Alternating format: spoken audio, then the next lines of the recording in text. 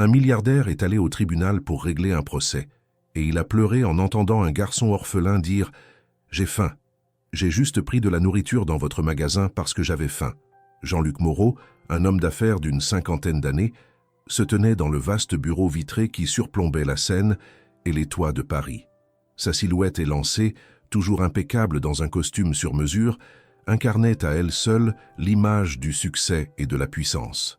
Propriétaire d'une des plus grandes chaînes de supermarchés en France, il avait bâti son empire avec une détermination froide et une discipline rigoureuse. Son nom résonnait dans les milieux économiques comme celui d'un homme intransigeant, attaché aux règles et au respect des lois. Pourtant, ce jour-là, alors qu'il s'apprêtait à se rendre au tribunal pour une affaire apparemment banale, une sensation d'inconfort inhabituel l'habitait. La lumière matinale filtrait à travers les stores de son bureau, dessinant des lignes nettes sur le parquet ciré. Jean-Luc contemplait la ville qui s'éveillait en dessous, mais son esprit était ailleurs. Il revoyait les faits qui l'avaient conduit ici.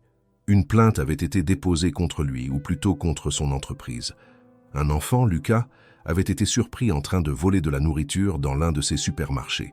Un vol minime, presque insignifiant au regard des milliards qu'il gérait quotidiennement, mais qui avait pris une ampleur inattendue. La loi exigeait une réponse ferme, et le procès était inévitable. Depuis toujours, Jean-Luc avait cultivé une réputation de fermeté. Dans son entreprise, la discipline était de rigueur et aucune infraction, même minime, n'était tolérée. Il croyait fermement que les règles sociales, comme celles du commerce, devaient être respectées scrupuleusement pour que la société fonctionne. Il avait peu de patience pour les petits problèmes qui semblaient dériver vers un laxisme dangereux. C'est dans cette conviction qu'il se présentait au tribunal ce matin-là, sûr que la justice lui serait favorable. Pourtant, en franchissant les grandes portes de l'ancien palais de justice de Paris, un poids étrange s'était installé dans sa poitrine. Il ne savait pas encore pourquoi, mais il sentait une tension qui dépassait le simple cadre juridique.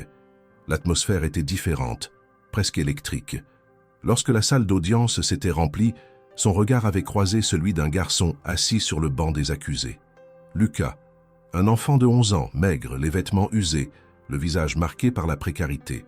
Une image loin des habituels témoins ou accusés qu'il avait l'habitude de voir. Ce visage enfantin, empreint d'une inquiétude mêlée de résignation, lui avait traversé l'esprit avec une intensité qu'il ne comprenait pas. Jean-Luc se souvenait des débats précédents. Ses avocats avaient plaidé pour une application stricte de la loi. Pas de compromis, pas d'exception. L'image de son entreprise ne pouvait être ternie par une clémence qu'il jugeait imméritée. Et pourtant, à mesure que le procès avançait, il sentait cette conviction vaciller. Ce garçon n'était pas un délinquant ordinaire. Il semblait être la victime d'un système qui ne fonctionnait pas, un symbole de quelque chose de plus grand, d'un problème social qu'il avait jusque-là ignoré. Le tribunal lui-même était un lieu chargé d'histoire, où s'étaient jouées d'innombrables batailles judiciaires. Ce jour-là, il devenait le théâtre d'un affrontement inattendu entre une loi rigide et une réalité humaine dérangeante. Les spectateurs, journalistes et fonctionnaires présents semblaient suspendus à chaque parole. Le silence pesant trahissait une tension que Jean-Luc n'avait pas anticipée. Au-delà des enjeux économiques et juridiques, il percevait que cette affaire touchait une corde sensible. Ce garçon, Lucas, incarnait plus que lui-même. Il représentait une fracture dans la société française, un écart grandissant entre ceux qui possèdent et ceux qui luttent pour survivre. Jean-Luc, malgré sa fortune et son pouvoir, se retrouvait face à une réalité qu'il n'avait jamais prise en compte dans ses calculs d'homme d'affaires. Alors que le président du tribunal annonçait l'ouverture officielle de l'audience, Jean-Luc prit une profonde inspiration. Il était prêt à défendre son nom, à protéger l'entreprise qu'il avait bâtie avec tant d'efforts. Mais au fond de lui, une question commençait à germer, sourde et inquiétante. Pouvait-il réellement appliquer la loi sans tenir compte de cette détresse humaine si évidente? Le soleil se levait sur Paris, éclairant la ville d'une lumière dorée, mais dans cette salle d'audience, une ombre planait. Jean-Luc sentait que rien ne serait plus jamais comme avant. Le poids de la responsabilité n'était plus seulement celui d'un homme d'affaires, mais celui d'un être humain confronté à une réalité brutale. Il jeta un dernier regard vers Lucas, assis là, silencieux, mais présent. Ce garçon, avec ses yeux pleins d'une tristesse indicible, allait bouleverser le cours de sa vie et l'obliger à revoir toutes ses certitudes. Une audience, un vol, un enfant et la promesse d'un changement à venir. Jean-Luc sortit de la salle d'audience à la fin de la matinée, le visage marqué par une pensée nouvelle. Ce n'était plus une simple affaire juridique. C'était le début d'un chemin qu'il n'avait jamais envisagé, un chemin où le pouvoir et la richesse se confrontaient à l'humanité et à la compassion. Le combat ne faisait que commencer. La salle d'audience, autrefois animée par les murmures feutrés et le cliquetis des stylos sur le papier, se tut soudain lorsque le juge invita Lucas à s'avancer. L'enfant timide et hésitant s'était levé avec une lenteur mêlée de crainte et de résignation. Ses petits pieds semblaient presque trop fragiles pour ce lieu imposant, où le poids des décisions humaines pesait comme une chape de plomb sur les épaules de tous. Le garçon, avec son visage marqué par la faim et l'angoisse, était devenu à lui seul le centre de l'attention de tous ceux présents. Jean-Luc Moreau, assis au premier rang, observa ce garçon qui n'avait rien d'un coupable ordinaire. Ses yeux grands et sombres semblaient en chercher quelque chose au-delà de cette salle, comme s'il espérait un miracle silencieux. Le silence s'étira, pesant et solennel, jusqu'à ce que le juge prenne la parole pour lui poser la question simple et pourtant cruciale. « Pourquoi as-tu pris cette nourriture ?» Lucas baissa la tête un instant, comme s'il cherchait les mots justes, puis, dans une voix claire mais chargée d'une sincérité bouleversante, il répondit « J'avais faim. Je n'avais rien à manger depuis longtemps. Je suis désolé. Je ne voulais pas voler, mais je ne pouvais plus attendre. » Ces mots, simples mais puissants, résonnèrent dans toute la salle comme un coup de tonnerre. L'émotion, jusqu'alors contenue, se fraya un chemin entre les murs austères du tribunal. Plusieurs personnes retenèrent leur souffle, incapables de détourner le regard. Ce n'était plus une affaire judiciaire classique, mais une confrontation brutale avec une réalité sociale ignorée par beaucoup. Jean-Luc sentit un frisson lui parcourir l'échine. Il avait toujours cru que la loi était une barrière nécessaire, qu'elle devait être appliquée sans compromis pour assurer la stabilité de la société. Pourtant, face à ce garçon, cette certitude vacillait. Comment pouvait-il, en toute conscience, punir un enfant affamé qui n'avait fait que chercher de quoi survivre? Le juge, impassible mais attentif, demanda alors à Lucas de raconter son histoire. Le garçon, encouragé par un silence respectueux, parla de sa vie marquée par la solitude et la précarité. Orphelin depuis peu, il vivait dans un orphelinat délabré, où la nourriture était rare et insuffisante. Il évoqua les nuits froides, les repas manqués et la peur constante de ne pas avoir assez pour tenir jusqu'au lendemain. Sa voix tremblait parfois, mais il ne chercha jamais à excuser son acte, seulement à expliquer sa réalité. À mesure que Lucas parlait, les regards dans la salle changeaient. Certains semblaient bouleversés, d'autres pensifs, tandis que Jean-Luc luttait intérieurement pour ne pas laisser ses émotions prendre le dessus. Il se rappelait les innombrables dossiers qu'il avait traités au cours de sa carrière, toujours avec rigueur, mais jamais confronté à une telle vulnérabilité humaine. Le silence qui suivit la déclaration de Lucas fut lourd de sens. Personne ne s'attendait à une telle honnêteté, ni à une telle simplicité, dans un lieu où la justice impose souvent la distance et la froideur. La vérité nue du garçon traversait les murs, frappant les consciences, y compris celle de Jean-Luc. Ce dernier sentit une tempête intérieure se former, un mélange étrange de colère, de compassion et d'incompréhension. Autour de lui, les murmures reprirent, mais avec une nuance différente. Des journalistes prenaient note, capturant chaque mot prononcé, tandis que les conseillers de Jean-Luc chuchotaient des stratégies pour limiter les dégâts à la réputation de l'entreprise. Certains proposaient de renforcer la défense, d'autres suggéraient une voie plus diplomatique. Mais au fond de Jean-Luc, une voix intérieure contestait ces approches. Il se demandait s'il pouvait réellement se contenter d'une solution purement juridique. Le garçon, malgré sa jeunesse, avait mis à nu un problème que la société préférait souvent ignorer. La misère cachée, la faim qui frappe même au cœur des grandes villes modernes. Lucas n'était pas un simple voleur. Il était le reflet d'un échec collectif, d'un système qui laissait des enfants comme lui tomber dans l'oubli. Jean-Luc se remémora un instant son propre parcours. Élevé dans une famille où le travail et la discipline étaient des valeurs cardinales, il n'avait jamais connu la faim ni le désespoir. Pourtant, cet enfant lui révélait une réalité dont il avait toujours fermé les yeux, occupé par la construction de son empire commercial. Alors que l'audience se poursuivait, une tension nouvelle s'installa dans la salle. Les mots de Lucas continuaient de résonner, lourds de sens. La justice devait maintenant décider si elle appliquerait la lettre froide de la loi ou si elle prendrait en compte cette humanité fragile qui se tenait devant elle. Jean-Luc sentit ses convictions se fissurer lentement, mais fermement. Ce procès ne se limitait plus à une simple affaire de vol, mais à un choix moral, un moment où il lui faudrait regarder au-delà de son statut de milliardaire et comprendre les conséquences réelles de ses décisions sur des vies vulnérables. Lorsqu'il quitta la salle, le poids de cette audition le suivit comme une ombre persistante. Les mots de l'enfant résonnaient encore dans son esprit et une question lancinante s'imposait à lui. Pouvait-il, devait-il, laisser ce garçon payer pour un acte dicté par la faim? Ou était-il temps de repenser ses priorités, au-delà des profits et des apparences? Le visage marqué de Lucas, empreint de peur et d'espoir mêlés, était devenu un miroir pour Jean-Luc. Un miroir dans lequel il devait désormais se reconnaître, non plus seulement comme un homme d'affaires, mais comme un être humain face à la dureté du monde. Une première fissure dans l'armure de certitude du milliardaire venait de s'ouvrir, promettant un bouleversement à venir, une remise en question profonde de sa vision et de son rôle dans la société. Ainsi le procès, bien loin d'être une simple formalité juridique, s'annonçait comme le commencement d'une transformation, à la fois pour le garçon fragile et pour l'homme puissant qui l'observait. Le silence qui suivait ces paroles n'était pas un vide, mais un espace où pouvait naître le changement. Le tribunal continuait de bruisser d'une tension palpable, mêlée à une certaine mélancolie qui flottait dans l'air.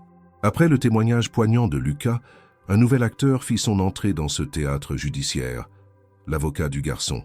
Un homme à l'allure humble mais au regard déterminé qui exposa sans détour les réalités sociales que personne ne voulait entendre. Il raconta d'une voix posée mais ferme les conditions désastreuses dans lesquelles vivaient les enfants de l'orphelinat où résidait Lucas, un lieu surpeuplé, sous-financé et oublié des autorités.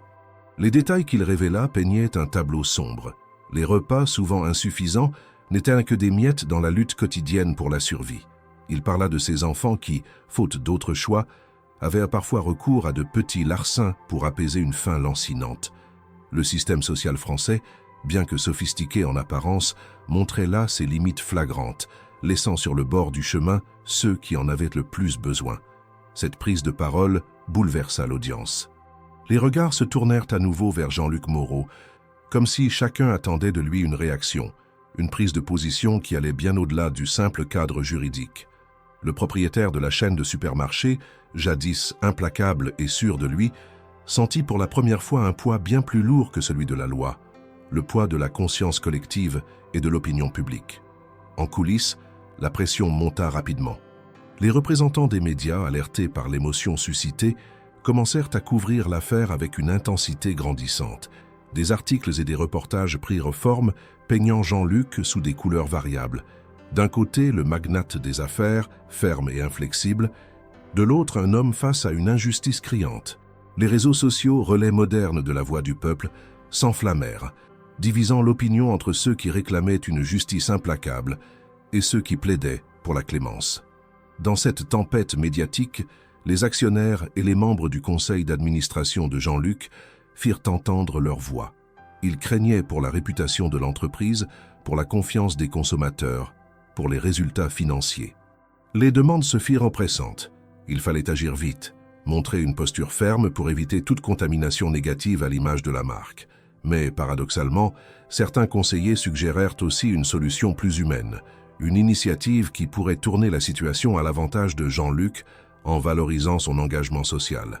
Face à ce dilemme, Jean-Luc se retrouva déchiré. Son instinct d'homme d'affaires lui dictait la prudence et la rigueur, mais une autre voix, plus discrète mais de plus en plus insistante, l'invitait à regarder au-delà du profit et de la surface des choses. Il savait que cette affaire n'était pas simplement une question de vol, mais un symptôme d'un problème beaucoup plus vaste et complexe. Il prit conscience que le destin de Lucas et celui de son entreprise étaient désormais liés d'une manière inattendue. Le procès devint ainsi le miroir des contradictions de la société moderne. D'un côté, la loi et l'ordre, garant d'un équilibre fragile, de l'autre, la misère et l'exclusion, cicatrices visibles d'un système défaillant. Jean-Luc, homme façonné par le monde impitoyable des affaires, devait désormais naviguer entre ces deux réalités avec le regard attentif du public et la lourde responsabilité de ses décisions. Alors que la journée avançait, les débats juridiques prirent une tournure plus politique et sociale. Le juge, conscient de l'enjeu, demanda à Jean-Luc s'il envisageait une quelconque démarche pour atténuer les conséquences de cette affaire. La question résonna dans l'esprit du milliardaire comme un défi. Accepterait-il de se montrer plus qu'un simple défenseur de ses intérêts commerciaux? Serait-il capable de devenir un acteur du changement, même à contre-courant des attentes de ses conseillers et de ses associés? Les minutes qui suivirent furent longues. Jean-Luc, habituellement maître de chaque parole, se retrouva à réfléchir en silence, pesant le pour et le contre, conscient que sa réponse pourrait bien redéfinir non seulement le cours du procès, mais aussi l'avenir de sa réputation, et plus largement, la place de son entreprise dans la société. Lorsqu'il prit finalement la parole, sa voix trahissait une certaine hésitation, mais aussi une sincérité nouvelle. Il reconnut que ce cas dépassait largement le cadre du simple vol, et qu'il fallait envisager des solutions plus larges et plus humaines. Cette déclaration inattendue provoqua un mélange de surprise et de scepticisme parmi les présents. Pourtant, elle ouvrait la porte à une remise en question profonde. Dans l'ombre, les conseillers de Jean-Luc échangèrent des regards inquiets. Ils savaient que toute décision perçue comme un acte de faiblesse pourrait coûter cher à l'entreprise.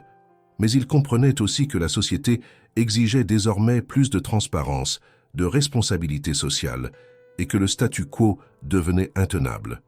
Jean-Luc quitta le tribunal ce jour-là avec une charge supplémentaire sur ses épaules. Il sentait que la bataille juridique n'était que la première étape d'un combat plus vaste, un combat pour réconcilier le monde des affaires avec les réalités humaines souvent ignorées. Dans les rues de Paris, sous le ciel gris de l'après-midi, il marcha lentement, perdu dans ses pensées, conscient que l'enjeu dépassait de loin les frontières de la salle d'audience. Ce procès, qui avait commencé comme une simple affaire de vol, se transformait peu à peu en un symbole, un tournant dans la vie de Jean-Luc Moreau et potentiellement dans la manière dont son entreprise allait interagir avec la société. Une transformation qui, s'il voulait la réussir, nécessiterait courage, innovation et une profonde remise en question des valeurs qui l'avaient guidé jusqu'ici. Et dans cette prise de conscience, une certitude s'imposait. Il ne pouvait plus ignorer le regard de cet enfant, ni les histoires invisibles que portaient les rues de Paris, où chaque visage cachait une lutte, un espoir, une fin plus grande que la sienne. Le chemin à venir serait difficile, semé d'obstacles, mais il était désormais tracé, et Jean-Luc savait qu'il ne pourrait plus reculer. Le tribunal semblait suspendu dans le temps. La lumière tamisée filtrait à travers les vitraux, projetant des éclats colorés sur les bancs de bois où se tenaient les protagonistes de cette affaire singulière. Le juge, figure d'autorité impassible, observait avec attention chacun des participants. Il était clair que la décision à venir ne serait pas anodine. D'un côté, il y avait la loi, claire et précise, exigeant une réaction ferme face au vol, même commis par un enfant. De l'autre, les circonstances atténuantes, humaines, sociales, qui compliquaient une application stricte de la justice. Cette dualité pesait lourd sur les épaules de Jean-Luc Moreau, confronté à un dilemme moral inédit. Le juge demanda alors à Jean-Luc de se positionner. Allait-il exiger la prison pour Lucas ou bien proposer une alternative plus clémente? La question semblait simple, mais elle portait en elle tout le poids de la responsabilité. Le milliardaire sentit une pression intense s'abattre sur lui. Ses conseillers, assis derrière lui, murmuraient des conseils stratégiques, le poussant à défendre l'image de l'entreprise avant tout. La réputation de la chaîne de supermarchés était en jeu, tout comme son avenir financier. Pourtant, le regard de Lucas, calme mais empli d'angoisse, ne quittait pas Jean-Luc. La salle d'audience retenait son souffle. Jean-Luc, d'ordinaire maître de son discours et de ses émotions, se sentit pour la première fois vulnérable. Il réfléchit longuement, pesant chaque mot, chaque possible conséquence. Une part de lui voulait s'en tenir à la rigueur de la loi, persuadé que toute entorse ouvrirait la porte au désordre. Mais une autre voix, plus humaine et profonde, lui soufflait qu'il devait prendre en compte la souffrance réelle d'un enfant abandonné. Le silence qui suivit cette hésitation fut lourd. Le juge, impassible, attendait une réponse ferme. Jean-Luc se rappela alors des nombreuses heures passées à gérer son empire, des décisions difficiles qui avaient forgé sa réussite. Mais aucune ne l'avait préparé à ce moment précis, où la justice, l'éthique et l'émotion se mêlaient de façon indissociable. Dans un souffle, il prit finalement la parole. Il exprima son désir d'éviter une sanction pénale pour Lucas, tout en soulignant la nécessité de trouver une solution qui permette de protéger les intérêts de son entreprise. Ce compromis fragile fut accueilli avec un mélange de surprise et de scepticisme dans la salle. Certains murmuraient qu'il s'agissait d'un geste de compassion inédit pour un homme de son rang, d'autres y voyaient une stratégie habile. Mais pour Jean-Luc, ce n'était pas une manœuvre. C'était le début d'un changement. Un pas vers une prise de conscience qui allait l'emmener bien au-delà de cette salle d'audience. Car au-delà du cas de Lucas, c'était toute une réalité sociale qu'il découvrait, un monde de souffrance invisible et d'injustice silencieuse. Alors que la séance reprenait, une assistante sociale fut appelée à témoigner.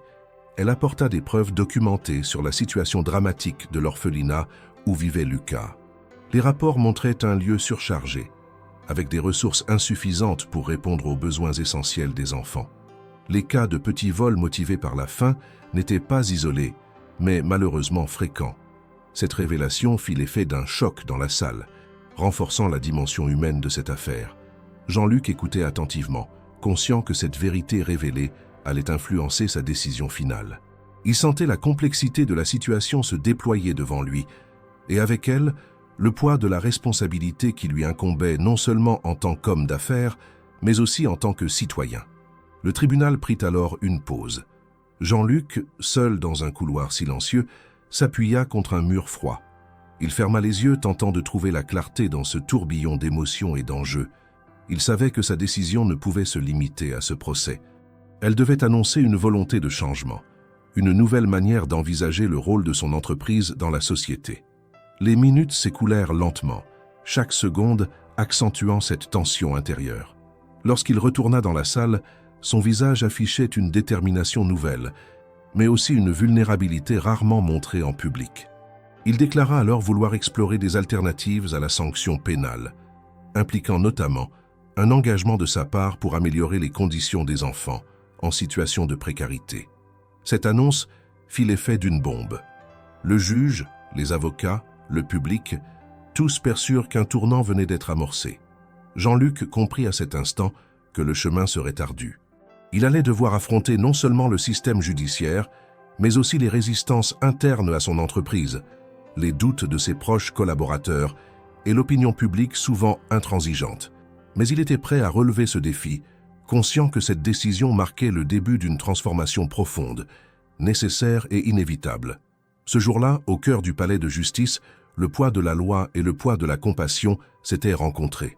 Jean-Luc Moreau, pour la première fois, allait devoir concilier ses forces opposées, dans une démarche qui allait bien au-delà d'une simple affaire judiciaire. C'était le début d'une nouvelle ère, où la justice et l'humanité pouvaient peut-être trouver un terrain d'entente, une décision lourde mais porteuse d'espoir.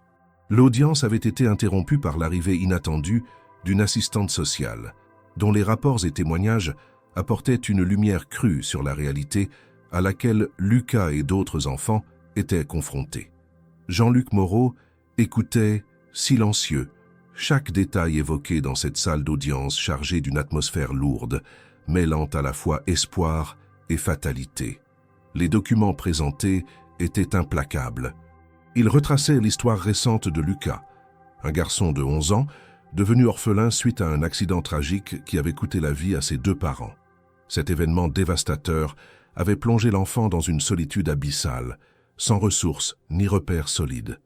Placé dans un orphelinat parisien, il faisait face à des conditions bien loin de celles que l'on pourrait espérer pour un enfant de son âge. Le lieu, vieux bâtiment aux murs fissurés, était surpeuplé et le personnel débordé. Les fonds alloués par les autorités, loin d'être suffisants, ne permettaient pas de fournir à chaque enfant une alimentation adéquate ni un accompagnement psychologique nécessaire. Ce tableau alarmant, étayé par des chiffres et des témoignages, dessina une réalité difficile à ignorer. Lucas n'était pas un cas isolé. Plusieurs enfants de l'établissement avaient été surpris à commettre de petits vols, souvent de nourriture, poussés par la faim et le désespoir. La justice avait donc en face d'elle non seulement un enfant, mais aussi un système social en crise, incapable de garantir la dignité et la sécurité aux plus vulnérables. La salle d'audience était suspendue à chaque parole de l'assistante sociale. Jean-Luc sentait ses convictions vaciller davantage. Il comprenait qu'il ne pouvait plus envisager cette affaire comme une simple question juridique ou une menace à son entreprise. C'était bien plus profond. C'était une faille dans le tissu social, un appel silencieux à la responsabilité collective. Alors que l'audience était momentanément suspendue, Jean-Luc reçut un message personnel sur son téléphone. Les mots étaient simples, mais lourds de sens. Un ancien collaborateur, membre du conseil d'administration, lui avait révélé une vérité jusqu'ici cachée. La chaîne de supermarchés, bien qu'apparaisse comme un modèle de réussite et de rigueur, avait négligé un aspect fondamental de sa responsabilité sociale, les dons alimentaires aux institutions caritatives. Ce message dévoilait qu'un de ses directeurs, en poste depuis plusieurs années, avait tenté de minimiser les contributions de l'entreprise envers les associations aidant les plus démunis. Les stocks de denrées destinées à la redistribution avaient été systématiquement réduits, sous prétexte de préserver la rentabilité. Cette omission, volontaire ou non, jetait une ombre sur l'image de la société et pouvait aggraver la situation de ceux comme Lucas. Jean-Luc sentit la tempête monter en lui. Cette révélation remettait en question non seulement la stratégie commerciale de son groupe, mais aussi sa propre vision éthique. Il réalisa que l'affaire dépassait le cas du petit garçon. Elle touchait à la responsabilité morale d'une entreprise puissante, dont les actions, ou l'inaction, avaient des conséquences directes sur la vie de milliers de personnes. Le poids de cette vérité était difficile à porter. Il savait que toute décision prise ce jour au tribunal serait scrutée, analysée, et pourrait changer la perception publique à son égard. Mais plus encore, il comprenait qu'il ne pouvait plus ignorer cette réalité, qu'il devait agir pour réparer les torts, ou du moins pour amorcer une transformation. Le procès reprit alors que les murmures grandissaient dans la salle.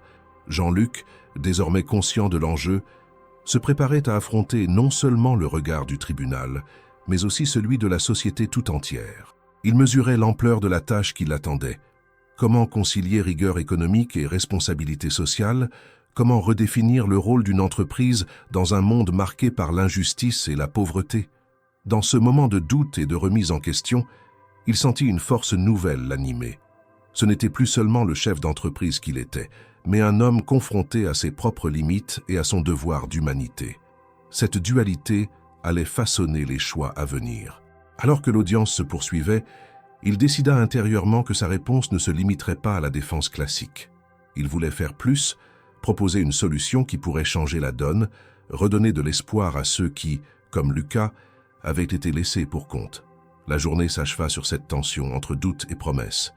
Jean-Luc quitta le palais de justice avec la certitude que le combat était loin d'être terminé.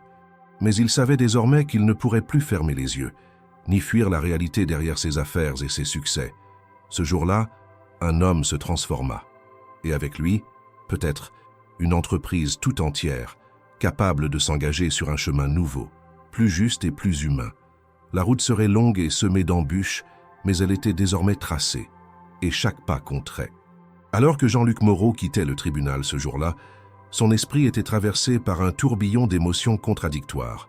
L'affaire Lucas, qui avait commencé comme un simple procès pour vol, avait révélé une facette inattendue de son empire commercial et surtout de lui-même. Pourtant, ce qu'il ne savait pas encore, c'est que les révélations ne s'arrêteraient pas là. En coulisses, une nouvelle tempête se préparait, prête à ébranler non seulement sa réputation personnelle, mais aussi celle de son entreprise. Quelques heures après l'audience, alors qu'il consultait ses messages dans le silence de son bureau, Jean-Luc reçut un rapport confidentiel transmis par un de ses plus proches collaborateurs. Ce document, d'apparence anodine, contenait des informations inquiétantes. Il révélait que plusieurs critiques récentes adressées à sa chaîne de supermarchés pointèrent du doigt une carence importante: le manque de dons alimentaires aux associations caritatives et aux institutions sociales. Plus troublante encore, une enquête interne avait mis en lumière que certains directeurs avaient sciemment minimisé, voire dissimulé, ces donations, dans le but de préserver les marges bénéficiaires et d'éviter toute baisse de rentabilité. Le constat était implacable. Alors que la société vantait publiquement ses engagements et sa responsabilité sociale, en réalité, une part essentielle de ses promesses n'avait jamais été tenue. Cette dissonance créait une fracture entre l'image projetée et la réalité vécue par les populations défavorisées, y compris les enfants comme Lucas. Jean-Luc sentit un poids immense s'abattre sur ses épaules. Ce n'était pas seulement un problème juridique ou médiatique, c'était une question de confiance, d'intégrité. La nouvelle circula rapidement. Les journalistes, toujours à l'affût d'un scoop, commencèrent à creuser cette affaire. Les réseaux sociaux s'emballèrent, amplifiant les critiques contre la chaîne de supermarchés. Les consommateurs, sensibles à ces révélations, manifestèrent leur mécontentement, certains promettant même de boycotter les magasins.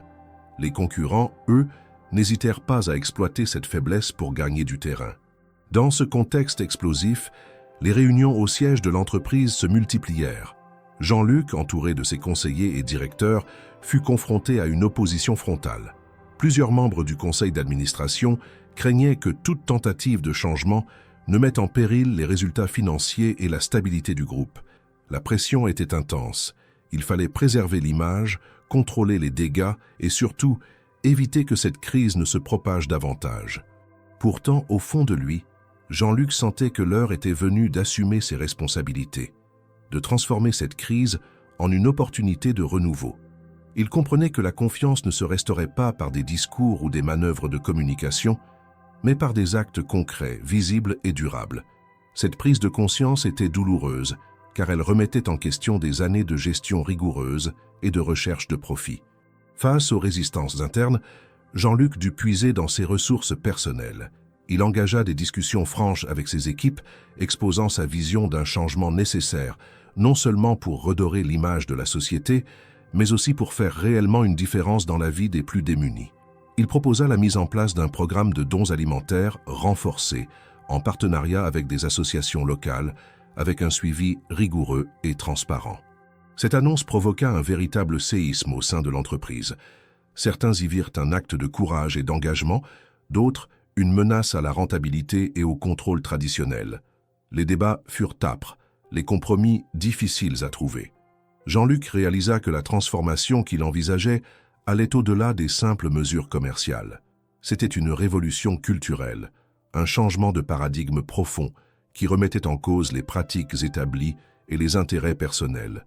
Dans les jours qui suivirent, il prit également contact avec des représentants du secteur associatif, souhaitant comprendre leurs besoins réels et construire une collaboration efficace. Ces rencontres furent révélatrices. Jean-Luc découvrit un monde souvent ignoré, où la solidarité se faisait parfois rare face à l'urgence des situations. Il se rendit compte que son entreprise, par sa taille et son influence, avait un rôle clé à jouer, bien au-delà de la simple distribution de produits. Alors que la tempête médiatique continuait de souffler, Jean-Luc se sentit prêt à affronter les critiques et les doutes. Il savait que la route serait longue et semée d'embûches, mais il avait la conviction que seule une transformation sincère et durable pourrait permettre à son entreprise de retrouver sa place dans la société et, plus encore, de contribuer à réparer certaines des injustices qu'elle avait contribué à perpétuer. Ce jour-là, en regardant Paris s'éveiller derrière les grandes fenêtres de son bureau, Jean-Luc sut que son combat venait de prendre une nouvelle dimension. Il ne s'agissait plus seulement de défendre un nom ou un empire économique, mais de s'engager dans une voie où le pouvoir et la richesse pouvaient enfin servir une cause plus grande. Le défi était immense, mais l'enjeu, lui, n'avait jamais été aussi clair. Ainsi, entre les murs feutrés de la grande entreprise et les ruelles parfois sombres de la ville, une nouvelle histoire commençait à s'écrire. Une histoire où un homme, confronté à ses propres limites et à celles du système, choisissait de faire de sa puissance un levier pour le changement. C'était un pas, le premier d'un long voyage vers une responsabilité assumée et une humanité retrouvée. Jean-Luc Moreau était déterminé à comprendre de ses propres yeux la réalité que traversèrent les enfants comme Lucas. Au lieu de se limiter aux rapports administratifs ou aux statistiques froides qu'on lui avait présentées, il décida de se rendre personnellement à l'orphelinat où le garçon vivait. Cette décision n'était pas anodine. Elle marquait un tournant profond dans sa manière d'aborder cette affaire. Ce n'était plus seulement un enjeu juridique ou économique, mais une question humaine urgente, qui nécessitait une immersion totale dans le quotidien de ceux qui l'avaient jusque-là ignoré. Le trajet vers l'orphelinat, situé dans un quartier populaire à la périphérie de Paris, fut pour Jean-Luc une plongée dans un univers qu'il connaissait peu. Les rues étroites, les façades défraîchies, les regards parfois méfiants ou résignés lui révélait une facette de la ville que son quotidien de milliardaire ne lui avait jamais montrée. À mesure qu'il approchait du bâtiment, une appréhension mêlée de curiosité s'empara de lui.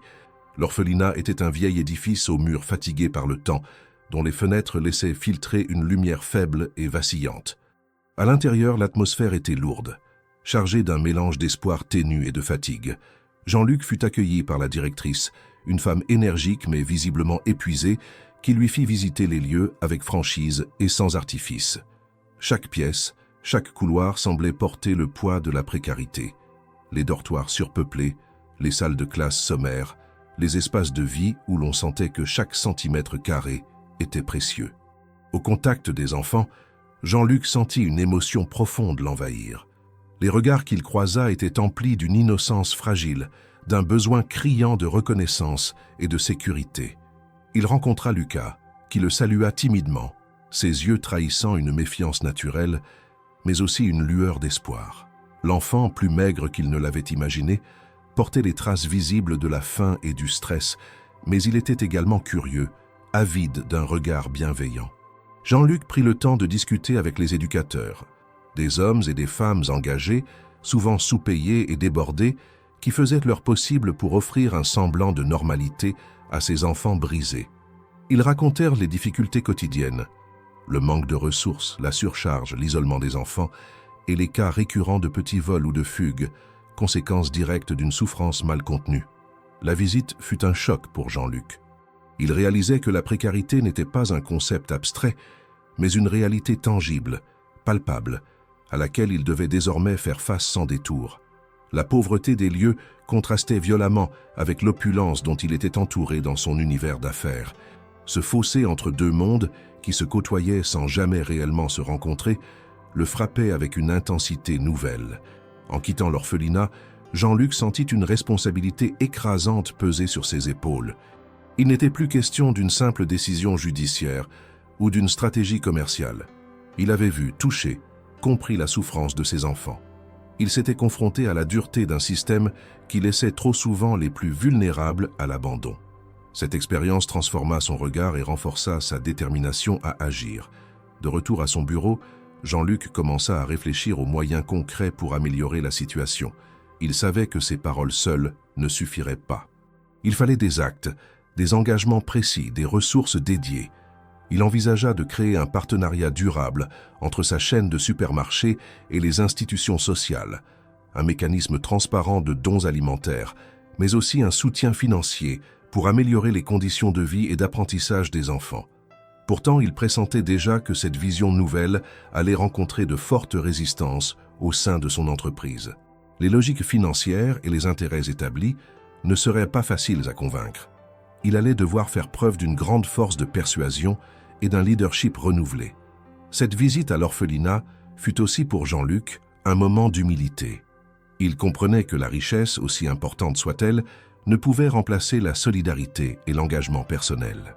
Il sentit la nécessité de dépasser les apparences et les stratégies pour embrasser une cause qui le dépassait, une cause humaine qui réclamait sincérité et constance. La nuit tombante sur Paris semblait refléter cette ambivalence. La ville, avec ses lumières scintillantes, cachait dans ses recoins une réalité crue, faite de lutte et d'espoir fragile. Jean-Luc, désormais marqué par cette immersion, savait que son combat venait de franchir une nouvelle étape. Il n'était plus seulement un homme d'affaires, mais un acteur conscient de sa place dans un monde inégal, appelé à changer les choses, malgré les obstacles. Ainsi s'achevait cette journée qui marquait un tournant décisif. Jean-Luc était prêt à affronter les défis à venir, fort de cette expérience humaine intense. Il était désormais convaincu qu'une autre voie était possible, une voie où l'empathie et la responsabilité sociale pouvaient coexister avec le succès économique. Le chemin serait long, semé d'embûches, mais il était résolu à avancer, porté par la force de ce qu'il avait vu, entendu et ressenti au plus profond de lui. À son retour de l'orphelinat, Jean-Luc Moreau se retrouva face à un mur inattendu, la résistance farouche de ses propres conseillers et associés. Ce qu'il avait vécu et découvert avait bouleversé sa vision, le poussant à vouloir initier des changements profonds dans les pratiques de son entreprise. Mais cet élan de conscience se heurta brutalement aux réalités du monde des affaires, où les chiffres et les intérêts financiers régnaient en maître. Lors d'une réunion tendue au siège social, Jean-Luc présenta son projet ambitieux: renforcer significativement les dons alimentaires aux associations et orphelinats, instaurer un suivi transparent de ses actions et investir dans des programmes de soutien pour les enfants défavorisés. Il voulait que sa chaîne de supermarchés devienne un acteur engagé, responsable, un modèle de solidarité dans la capitale. Mais ses interlocuteurs ne virent pas les choses de la même manière. Plusieurs directeurs et membres du conseil exprimèrent leur opposition avec véhémence. Ils dénonçaient un risque trop important pour la rentabilité, craignant que ces mesures ne pèsent lourdement sur les résultats financiers. Certains évoquèrent la nécessité de préserver l'équilibre des comptes. D'autres parlèrent d'une gestion pragmatique, où l'émotion ne pouvait primer sur la raison. Jean-Luc sentit une vague d'hostilité sourde s'élever contre lui. On l'accusait de naïveté, d'angélisme. On lui rappelait que dans le monde des affaires, la priorité était la croissance, les profits et la satisfaction des actionnaires. Une voix autoritaire s'éleva même pour dire que ce genre de préoccupation sociale n'était pas du ressort d'une entreprise commerciale, mais de l'État et des organismes spécialisés. Cette confrontation fut un choc pour Jean-Luc. Il se rendait compte que ses valeurs et sa volonté de changement allaient à l'encontre d'un système bien ancré, où les logiques financières écrasaient souvent les considérations humaines. La bataille qui s'engageait n'était pas seulement une question de stratégie d'entreprise, mais une lutte pour redéfinir la mission même de son groupe. Pourtant, il ne voulait pas céder. Convaincu que la responsabilité sociale ne devait pas être un simple discours, il redoubla d'efforts pour convaincre ses collaborateurs. Il utilisa des arguments précis, démontrant que l'engagement envers les plus vulnérables pouvait aussi être bénéfique sur le long terme, en renforçant la fidélité des clients et en améliorant l'image de la marque. Il présenta des études de cas d'entreprise qui avaient réussi ce virage, alliant succès économique et impact social positif. Malgré cela, les résistances persistaient. Certains membres du conseil mirent en garde contre une possible perte de contrôle, craignant que ces initiatives sociales ne diluent la vision initiale de l'entreprise. Des menaces voilées de démission ou de désengagement financier furent évoquées. Jean-Luc comprit que ce combat serait aussi interne, contre des forces conservatrices et attachées à un modèle classique. Cette opposition ne l'effraya pas, mais elle l'obligea à repenser sa stratégie. Il décida d'impliquer davantage ses équipes, de créer des espaces de dialogue pour apaiser les tensions et construire une vision commune. Il lança des groupes de travail mêlant responsables marketing, responsables des ressources humaines et représentants des associations partenaires. Son objectif était de bâtir un projet intégré, cohérent, qui puisse séduire à la fois les investisseurs et les acteurs sociaux. Parallèlement, Jean-Luc prit contact avec des experts en responsabilité sociale des entreprises, cherchant à s'entourer de conseils avisés pour mener ce changement. Il comprit qu'il ne s'agissait pas seulement d'une affaire de volonté personnelle, mais d'un processus structuré, complexe, nécessitant un engagement à long terme et une gestion rigoureuse. Malgré les obstacles, il sentait une énergie nouvelle grandir en lui. Ce combat pour une transformation éthique de son entreprise lui semblait plus nécessaire que jamais. Il savait que ce chemin serait semé d'embûches, de compromis difficiles et de conflits, mais il était prêt à les affronter. Les journées s'allongeaient, les débats s'envenimaient parfois, mais Jean-Luc ne perdait pas de vue son objectif: faire de sa société non seulement un leader économique, mais un acteur responsable, capable de faire une réelle différence dans la vie des plus démunis. Il savait que cette ambition pouvait redéfinir le rôle des grandes entreprises dans la société moderne. En sortant tard le soir du siège, il observait Paris s'illuminer sous le ciel étoilé. La ville, avec ses contrastes criants, lui rappelait la nécessité de ce combat. Il était désormais plus conscient que jamais que le pouvoir et la richesse ne suffisaient pas. Il fallait aussi du courage, de la détermination et une volonté sincère de changer les choses. Cette étape de résistance n'était qu'un passage obligé, une épreuve pour affirmer ses convictions. Jean-Luc savait que la transformation qu'il envisageait ne se ferait pas sans douleur, mais il était prêt à porter ce fardeau, convaincu que l'avenir de son entreprise, et plus largement de la société, en dépendait. Ainsi, dans les méandres du pouvoir et des intérêts, une bataille essentielle se livrait. Celle d'un homme face à lui-même, face à son entourage, et face à un système qui résistait au changement. C'était une lutte d'une intensité rare, mais aussi une promesse d'espoir, d'un avenir où responsabilité sociale et succès économique pourraient enfin coexister. Jean-Luc Moreau, plus déterminé que jamais, se tenait prêt à affronter ce défi avec toute la force de son engagement. Dans le silence feutré de son bureau parisien, Jean-Luc Moreau parcourait d'anciens cartons poussiéreux qu'il avait fait apporter de la cave de la maison familiale. Ce qu'il cherchait n'était pas un simple souvenir, mais un fragment du passé qui pourrait éclairer son présent et guider son avenir. Depuis que l'affaire Lucas avait bouleversé sa vie, il sentait le besoin impérieux de comprendre d'où il venait, ce que ses racines lui avaient eu transmis et comment il pourrait s'inspirer de l'histoire familiale pour transformer son entreprise. Parmi les vieux dossiers, lettres et photographies, il découvrit une série de documents qui racontaient une facette méconnue de son père, Henri Moreau, fondateur de la chaîne de supermarchés. Cet homme rigoureux et visionnaire, connu pour sa discipline et sa détermination, avait aussi une part d'humanité que Jean-Luc n'avait que peu explorée jusqu'ici. Henri Moreau, dans ses premières années d'activité, avait mis en place des initiatives discrètes, mais régulières en faveur des orphelinats et des associations caritatives locales. Ces gestes, loin de faire la une des journaux, étaient motivés par une conviction profonde. La réussite économique devait s'accompagner d'un engagement social sincère. À travers des lettres manuscrites, des notes de réunion et des témoignages, Jean-Luc apprit que son père avait personnellement veillé à ce que des dons alimentaires soient distribués régulièrement, que des programmes d'aide soient soutenus et que les enfants défavorisés ne soient jamais oubliés. Cependant, au fil du temps et de l'expansion rapide de l'entreprise, ces pratiques s'étaient estompées, remplacées par une logique de rentabilité plus stricte où les actions sociales étaient devenues secondaires, voire négligées. Cette découverte fut un choc pour Jean-Luc. Il comprenait que le virage pris par l'entreprise, sous son impulsion ou celle de ses prédécesseurs, avait délaissé une part essentielle de son héritage. Face à cette révélation, Jean-Luc sentit un élan renouvelé. Il n'était plus seul dans son désir de changement. Il avait retrouvé une connexion avec les valeurs profondes qui avaient fondé son empire. Cette redécouverte lui donnait une force nouvelle, un sens plus clair à sa mission. Il passa plusieurs jours à étudier ses archives, à comprendre les intentions et les gestes de son père. Chaque document renforçait sa conviction que la réussite d'une entreprise ne pouvait être dissociée de sa responsabilité envers la société. Il prit conscience que ce n'était pas simplement une question de stratégie commerciale, mais un engagement moral, une promesse à honorer.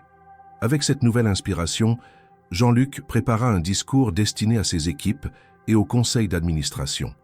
Il voulait leur faire partager cette histoire, cette part oubliée de leur identité commune.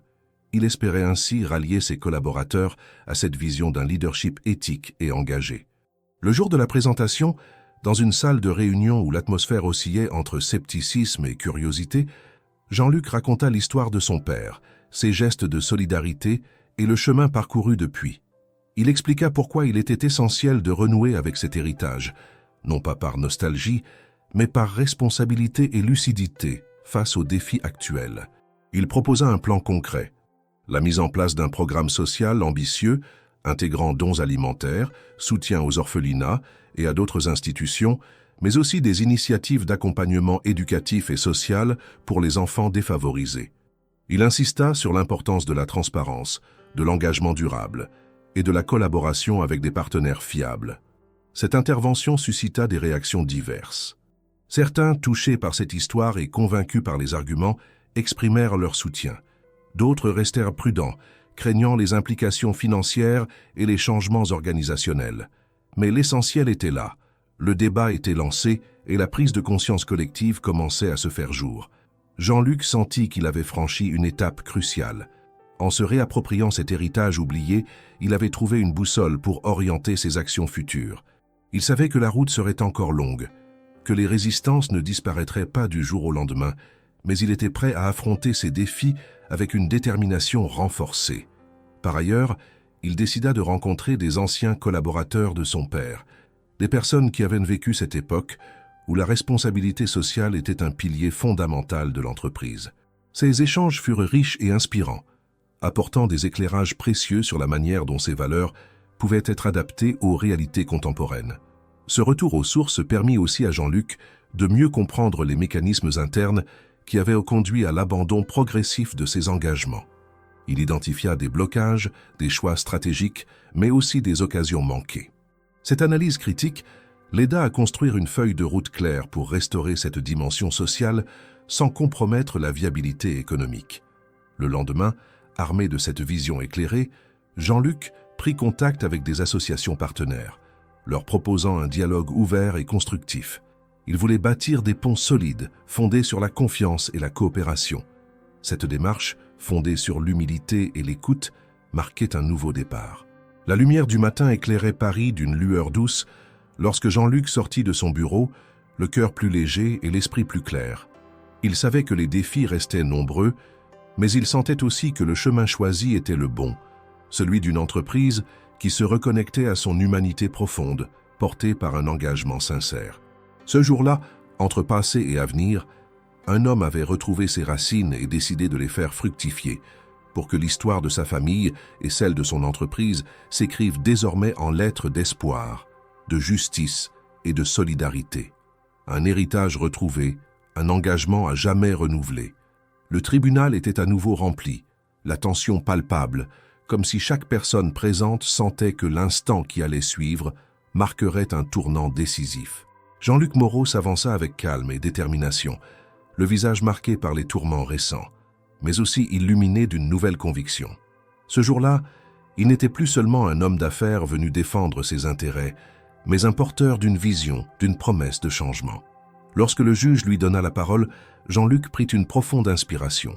Il savait que ce qu'il allait proposer allait surprendre, déranger même, tant dans la salle d'audience que dans les coulisses de la haute finance. Mais il était prêt à prendre ce risque, conscient que la grandeur d'un homme ne se mesure pas seulement à ses profits, mais à sa capacité à agir avec humanité. D'une voix claire, il exposa son souhait de retirer les accusations contre Lucas. Il expliqua que punir un enfant affamé ne serait ni juste ni efficace. Ce geste, bien que simple en apparence, portait un message fort.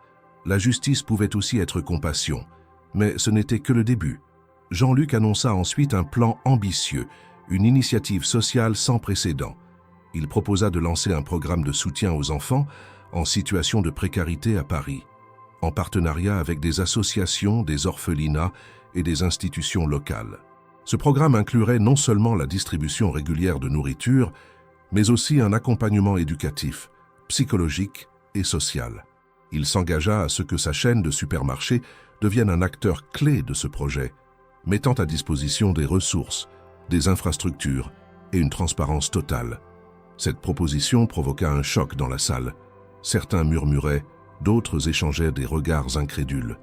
Les journalistes, en embuscade, comprirent rapidement que cette annonce était une véritable révolution. Jean-Luc, d'ordinaire perçu comme un homme d'affaires implacable, se présentait désormais comme un leader engagé, prêt à assumer pleinement sa responsabilité sociale. Le juge, surpris mais attentif, demanda des précisions sur la mise en œuvre et le suivi de ce programme.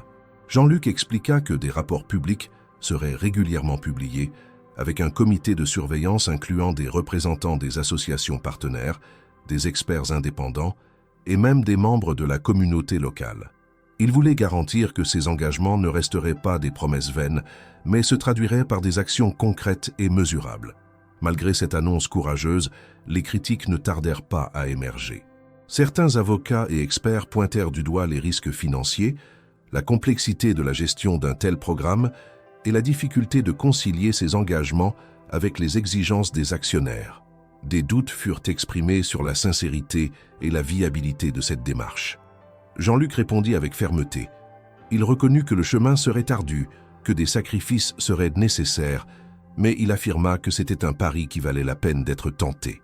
Il insista sur le fait que l'entreprise devait évoluer, s'adapter à un monde où la responsabilité sociale n'était plus une option, mais une exigence.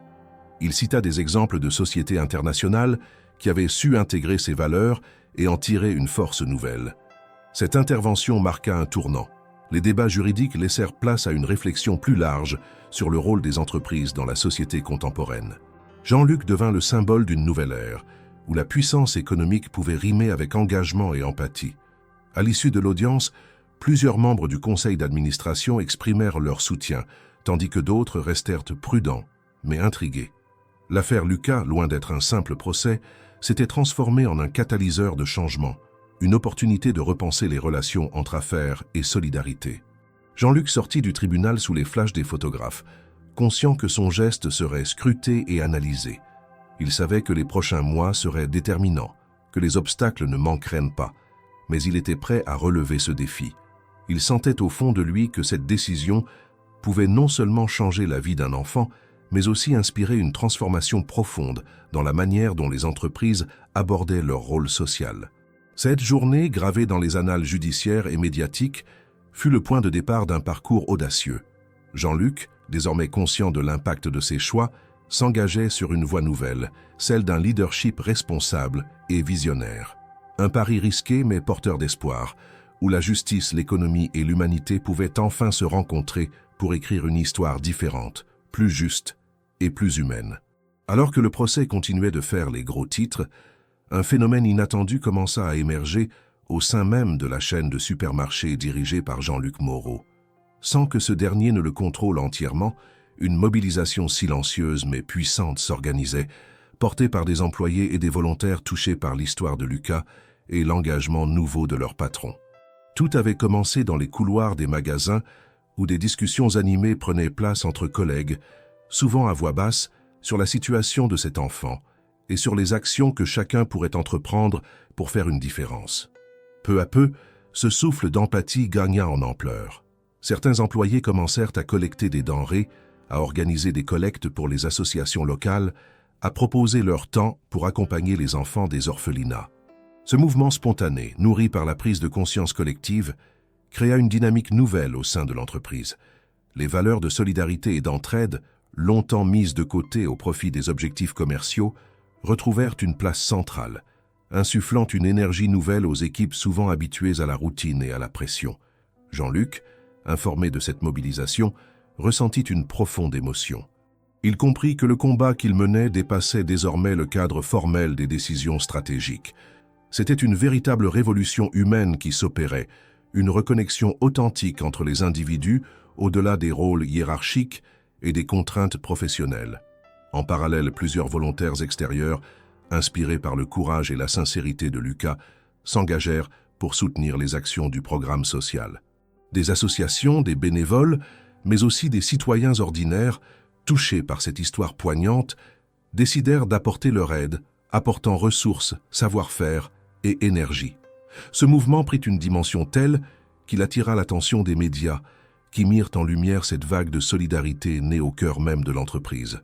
Les reportages valorisaient ces initiatives humaines, mettant en avant des visages, des histoires, des gestes simples mais puissants. Cette couverture médiatique renforça encore la crédibilité de l'engagement de Jean-Luc et de sa société, créant un cercle vertueux. Mais ce succès naissant ne fut pas exempt de défis. L'organisation et la coordination de ces actions bénévoles demandèrent du temps, de l'énergie et une gestion rigoureuse. Jean-Luc s'entoura alors d'une équipe dédiée, composée de responsables sociaux et de volontaires, chargés de structurer ce mouvement pour qu'il perdure et s'amplifie. Au fil des semaines, des programmes d'accompagnement scolaire, de soutien psychologique et d'activités éducatives virent le jour dans plusieurs orphelinats et quartiers défavorisés de Paris. Lucas, grâce à ces nouvelles opportunités, commença à retrouver confiance en lui, à envisager un avenir plus serein. Son sourire, fragile mais sincère, devenait le symbole d'un espoir renaissant. Jean-Luc, en visitant ces lieux, se sentait porté par cette énergie collective. Il réalisait que sa décision au tribunal n'avait pas seulement sauvé un enfant, mais avait déclenché un mouvement capable de transformer des vies. Ce sentiment d'accomplissement, mêlé à une responsabilité accrue, lui donnait la force de poursuivre son combat malgré les difficultés. Il savait que les résistances internes persisteraient, que la route serait encore longue, mais il était convaincu que le pouvoir d'une entreprise ne se mesurait pas seulement à ses résultats financiers, mais à sa capacité à mobiliser ses forces humaines pour un bien commun. Cette période fut aussi une leçon d'humilité pour Jean-Luc. Il apprit à écouter davantage, à valoriser les initiatives de ses collaborateurs et à reconnaître que le changement profond venait souvent des personnes les plus simples, engagées avec passion et sincérité. Dans les rues de Paris, le visage de Lucas devint un symbole, un appel à l'action pour tous ceux qui voulaient croire en une société plus juste. La mobilisation, née d'un simple acte de compassion, s'étendait comme une flamme, prête à embraser les cœurs et les consciences. Jean-Luc Moreau, désormais plus qu'un homme d'affaires, était devenu un acteur de changement, porteur d'une vision où l'entreprise et la solidarité pouvaient coexister harmonieusement. Ce succès naissant nourrissait son engagement, lui donnant la force et la conviction d'aller toujours plus loin, pour que cette histoire ne soit pas une exception, mais le début d'un mouvement durable et transformateur. Ainsi, au cœur de la capitale, dans un contexte souvent marqué par l'individualisme et la compétition, une lumière d'espoir brillait, portée par des mains unies et des cœurs ouverts, rappelant que derrière chaque décision, chaque action, pouvait se cacher la puissance du changement humain. L'acceptation par le juge de la proposition présentée par Jean-Luc Moreau marqua une étape cruciale dans cette affaire hors du commun. La décision ne se limitait plus à la simple résolution d'un procès, mais engageait une responsabilité collective, un pacte entre la justice, l'entreprise et la société civile.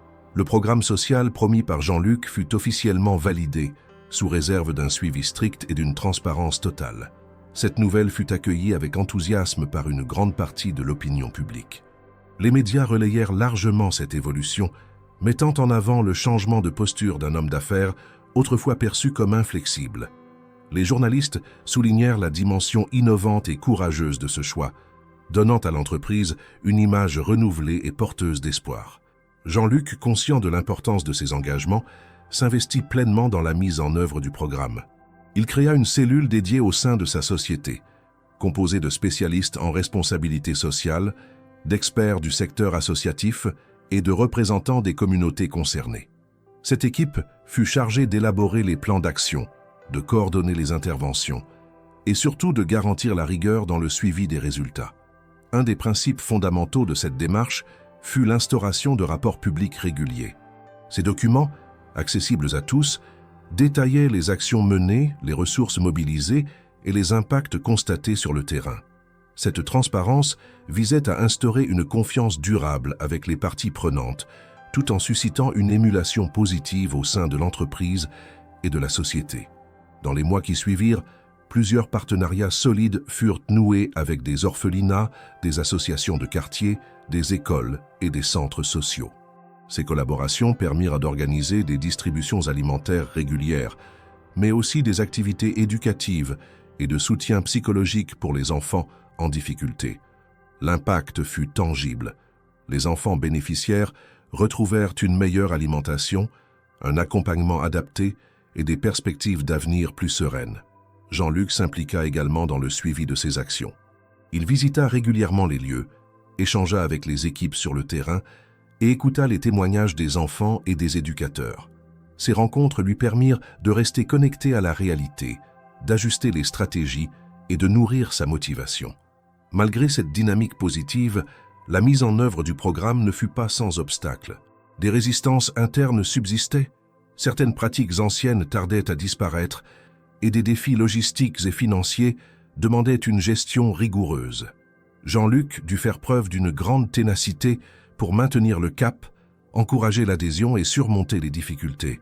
Cependant, les succès obtenus renforçaient la conviction de tous. Les améliorations constatées dans la vie des enfants, la mobilisation croissante des employés et la reconnaissance publique apportaient une légitimité nouvelle à cette démarche. L'entreprise, tout en préservant sa compétitivité, gagnait en cohésion et en sens. Cette période fut aussi une leçon d'apprentissage collectif. Jean-Luc et ses équipes comprirent que la responsabilité sociale n'était pas un simple projet, mais un processus évolutif, nécessitant écoute, adaptation et engagement continu. Ils découvrirent que la transformation profonde passait par un changement de culture, où chaque acteur devait se sentir impliqué et valorisé.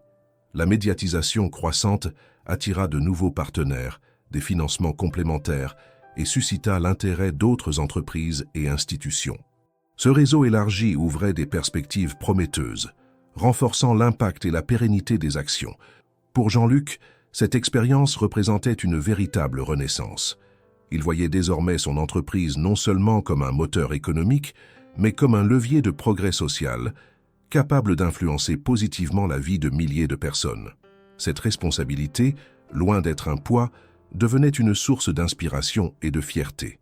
La transformation initiée ne concernait pas uniquement l'entreprise, mais aussi la société dans son ensemble. Elle incarnait un modèle possible, où le succès économique pouvait s'allier à la solidarité, où les acteurs privés pouvaient contribuer efficacement au bien commun. C'était un message puissant, porteur d'espoir dans un monde souvent marqué par les inégalités. Alors que les premières actions du programme social portèrent leurs fruits, Jean-Luc envisageait déjà les étapes suivantes. Il rêvait d'étendre ses initiatives, de toucher davantage d'enfants, de renforcer les partenariats et d'inspirer d'autres leaders à suivre cette voie. Il savait que le chemin était encore long, mais il était convaincu que cette transformation était irréversible.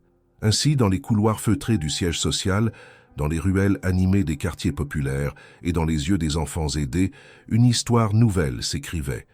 Une histoire de responsabilité, d'engagement et d'espoir. Jean-Luc Moreau, devenu acteur et témoin de ce changement, savait que ce n'était que le début d'une aventure collective, un défi à relever chaque jour avec passion et détermination. Quelques mois s'étaient écoulés depuis la décision du tribunal et le lancement du programme social initié par Jean-Luc Moreau. La vie, avec ses incessants va-et-vient, avait apporté son lot de défis, de joie et de transformations profondes. Parmi les nombreuses visites et rencontres qu'il avait faites, une en particulier resta gravée dans sa mémoire. Un moment où toutes les épreuves, toutes les résistances semblaient trouver un sens clair et bouleversant. Ce jour-là, Jean-Luc se rendit à nouveau à l'orphelinat où vivait Lucas. L'enfant, qu'il avait vu si fragile, si marqué par la souffrance, avait changé. Pas seulement physiquement, bien que son visage affichât désormais une santé retrouvée, mais dans son regard, sa posture, son attitude, il y avait une lumière nouvelle, une force discrète mais palpable qui témoignait d'un espoir renaissant. Jean-Luc trouva Lucas dans la cour de l'établissement, entouré d'autres enfants en train de jouer avec un sourire sincère. Lorsque leurs regards se croisèrent, un silence complice s'installa. L'homme d'affaires, ému, s'approcha doucement et s'assit à côté de lui. Sans précipitation, Lucas lui confia d'une voix simple mais chargée d'émotion « J'avais faim. Je n'avais pas volé parce que je voulais, mais parce que je ne savais plus quoi faire. Aujourd'hui, je sais que je ne suis pas seul. » Ces mots, prononcés avec une honnêteté bouleversante, brisèrent quelque chose en Jean-Luc. Il sentit les larmes monter, non pas de tristesse, mais de gratitude et de reconnaissance. Il comprit alors pleinement le poids de sa responsabilité, la portée de ses actions. Ce simple aveu, si chargé de vérité, incarnait tout ce qui avait motivé son engagement, tout ce qui justifiait les combats menés. Autour d'eux, les enfants jouaient, riaient, s'épanouissaient grâce au soutien apporté. Le programme social, fruit de tant d'efforts, n'était pas qu'une initiative formelle, mais une réalité vivante, un souffle d'humanité qui traversait les murs de l'orphelinat et touchait des vies. Jean-Luc prit alors conscience que cette histoire, bien au-delà d'un procès ou d'un geste philanthropique, portait un message universel, celui de l'empathie, de la solidarité, de la puissance d'un acte simple face à la détresse. Il comprit que chaque décision, chaque engagement, pouvait changer le cours d'une vie. Cette visite fut aussi un moment de réflexion profonde. Jean-Luc pensa à tous ceux qui, comme Lucas, vivent dans l'ombre, oubliés par la société. Il se promit de continuer à œuvrer pour que leur voix soit entendue, que leur dignité soit respectée. Il savait que le chemin était encore long, que les défis nombreux, mais il se sentait prêt à les affronter, porté par cette expérience humaine forte. De retour à Paris, Jean-Luc décida de partager ce moment avec ses équipes et le public. Il organisa une conférence où il raconta cette rencontre, ses émotions et le sens profond de son engagement. Il insista sur l'importance de ne jamais oublier l'humain derrière les chiffres, les statistiques ou les procédures. Ce témoignage bouleversa ses auditeurs. Il inspira une nouvelle dynamique, renforça la cohésion interne et mobilisa davantage de partenaires autour du projet. Il fit naître chez beaucoup une prise de conscience, une volonté d'agir avec plus de compassion et de responsabilité. Dans les jours qui suivirent, la presse salua ce témoignage comme un symbole fort de changement. Les réseaux sociaux relayèrent massivement ce récit, suscitant une vague de soutien et d'encouragement. Jean-Luc, devenu visage et porte-parole de cette transformation, reçut des marques de reconnaissance inattendues, mais aussi des appels à poursuivre et élargir cette mission. Pourtant, malgré cette réussite, il restait humble. Il savait que cette histoire ne se terminerait jamais vraiment, que la lutte pour la justice sociale était un combat permanent. Mais il croyait fermement que chaque pas, chaque geste pouvait faire la différence. Ainsi, cette dernière partie de l'histoire de Jean-Luc et Lucas n'était pas une fin, mais un commencement. Un appel à l'action, à la solidarité, à l'espoir. Un rappel que derrière chaque visage marqué par la douleur se cache une vie pleine de potentiel, un rêve d'avenir. Et dans le cœur de Jean-Luc, cette conviction brûlait intensément, que la véritable grandeur d'un homme ne réside pas dans sa richesse, mais dans sa capacité à changer le monde, un enfant, un sourire, une vie à la fois.